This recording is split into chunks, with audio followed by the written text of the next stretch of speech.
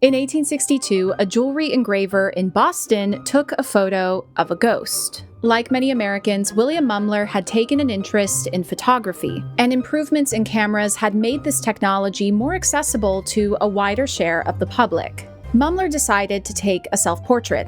All proceeded smoothly until he developed the photo. At least, that's how Mumler recounted the story to the media. The truth involved some creativity, technological sleight of hand, and a public that was hungry for spectral visions of their dead loved ones. Welcome to Fireside Extras. These are shorter episodes in which we'll dive into specific topics mentioned in the main show, or tidbits from history that I think the Fireside audience will find interesting. If you want to see more videos like this, make sure that you're subscribed. This week on Fireside Fables, we talked about the spiritualist movement, but today we are going to discuss spirit photography, which blew up during the Victorian period and remained popular into the 1920s. William Mumler was not the first to experiment with spirit photography. In 1856, the scientist Sir David Brewster realized that the long exposure times required of the era's daguerreotypes meant that if someone briefly entered and exited the frame, they would appear translucent. The London Stereoscopic Company then adapted this technique to create their photographic series, The Ghost in the Stereoscope. But Mumler was the first person to commercialize the practice of spirit photography. He came to this realization by chance. While taking that self-portrait alone in his studio, he accidentally used a plate that had already been exposed, which resulted in the pale image of a young woman superimposed on the photo. He spun the tale into a narrative about a deceased cousin and found himself at the center of a media storm. He began charging people $10, which would be about $320 today, to be photographed with their deceased.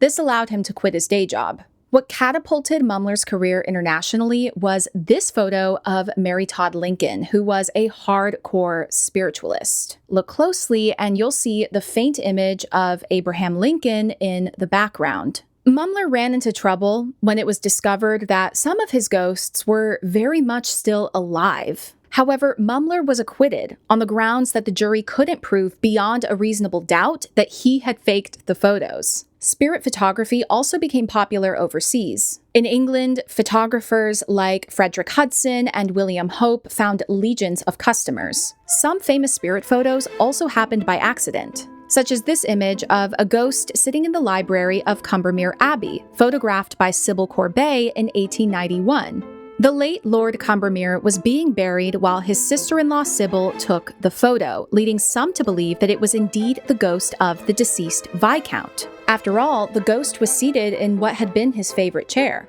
Because the exposure time would have taken over an hour, critics pointed out that someone in the household, perhaps a servant, could have entered the scene and left, creating the illusion of a pale ghost. But the servants at Combermere Abbey insisted that they had all gone to the funeral, which was several miles away. Spirit photography grew out of fashion after the 1920s, thanks to efforts by debunkers like Harry Houdini, who used his knowledge of stage magic to expose fraudulent mediums. Personally, this story makes me think about AI and how it can be used to create images and videos that are misleading. And I find it pretty fascinating to pull back the veil on another time and see how unfamiliar technology could be used to a similar end. Thank you so much for watching. If you enjoy spooky stories, legends, and odd tales from history, please make sure that you're subscribed. We have new episodes every single week.